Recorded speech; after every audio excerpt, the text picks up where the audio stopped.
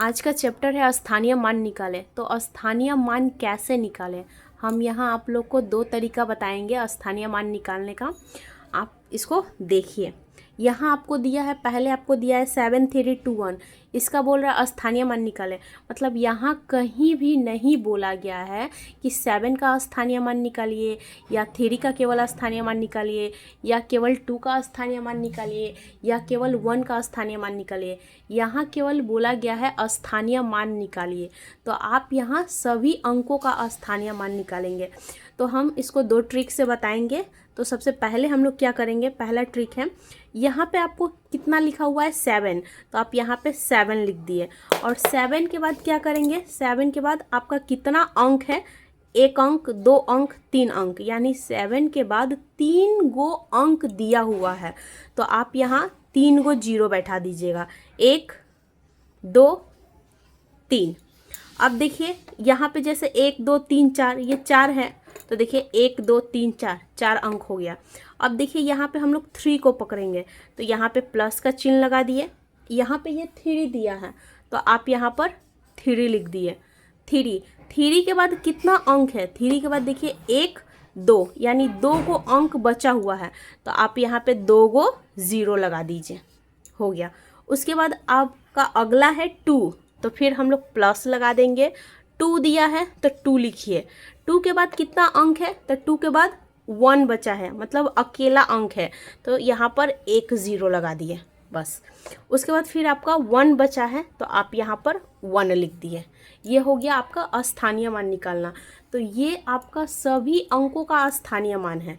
यदि इसी में बोलता कि 7 का या इसी में बोलता कि 3 का स्थानीय मान निकालिए, तो 3 का जब स्थानीय मान निकालना होता तो 3 है, तो हम लोग 3 लिखते। 3 के बगल में कितना संख्या है, 2 गो संख्या है, तो हम लोग यहाँ पर 2 गो जीरो लिख देते। तो देखिए 3 का स्थानीय मान 300 हो गया। आप ऐसे भी बना सकते हैं, या फिर हम लोग ऐसे भी पढ़ते, इकाई दहाई सैकड़ा। तो इकाई दहाई सैकड़ा, 3 गो बिंदु दे दिए। सैकड़ा के घर पे 3 लिखा हुआ है, तो आप 3 लिख दिए। उसके बाद से तो कुछ लिखा हुआ नहीं है, तो आप यहाँ पे शून्य बैठा दिए। तो देखिए ये और ये दोनों एक ही आया। तो हम उतना ना पढ़कर, उतना बच्चों को ना समझाकर, हम लोग ऐसे समझा देते हैं ताकि बच्चा सही से स्थानीय मान निकाल ले।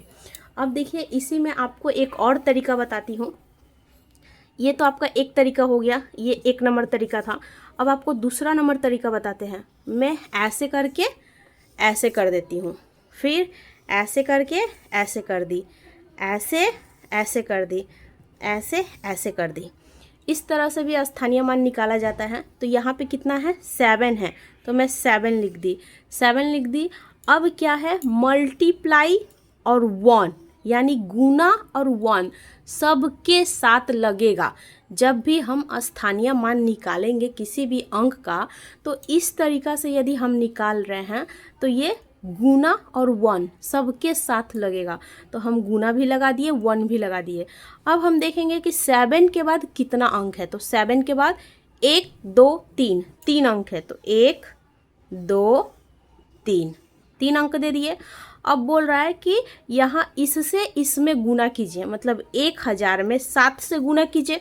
तो चलिए हम 1000 में 7 से गुना कर रहे हैं, 1000 गुने 7। तो देखिए 7 से 0 में मल्टीप्लाई किए तो 0। क्यों 0 लिखे, किसी भी संख्या से 0 में मल्टीप्लाई, यानी किसी भी संख्या से शून्य में हम लोग जब गुना करेंगे तो वहाँ पर शून्य ही आएगा। तो 7 से 0 में मल्टीप्लाई किए तो 0 आया, यानी शून्य आया। फिर 7 से शून्य में मल्टीप्लाई किए तो फिर शून्य आया। फिर 7 से 0 में मल्टीप्लाई किए तो फिर वही 0 आया। फिर 7 से 1 में मल्टीप्लाई किए तो 7 आया। तो देखिए हम लोग यहाँ पे डायरेक्ट लिख सकते हैं, 7 में 1 से मल्टीप्लाई किए 7, और 3 गो शून्य बचा हुआ है, तो 3 गो शून्य यहाँ पे लिख दिए।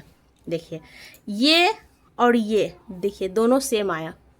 अब यहाँ पर 3 का बोल रहा है, तो 3 लिख दीजिए। पहले 3 का पूछ रहा है तो 3 लिख दिए। अब हम आपको जैसे बताए हैं कि स्थानीय मान निकालते समय इस तरह से यदि हम स्थानीय मान निकालेंगे तो सभी अंकों के साथ गुना आ 1, बैठाएंगे ही बैठाएंगे, ये कंपलसरी है, तभी आप समझ पाइएगा कि आपका स्थानीय मान कितना निकल रहा है। अब 3 के बाद कितना अंक है, 2 अंक है, तो आप यहाँ पे 2 गो शून्य बैठा दीजिए।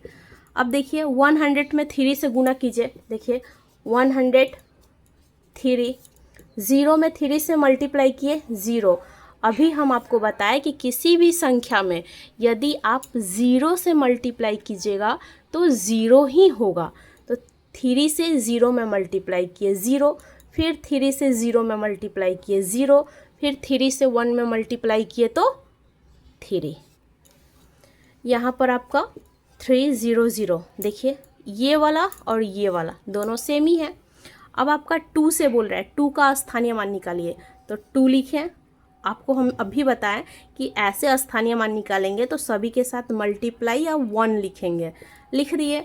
अब क्या किया है, 2 के साथ कितना अंक है, 2 के बगल में, यानी 2 के बगल में कितना अंक है, तो 1 अंक बचा हुआ है, तो 1 0 दे दिए।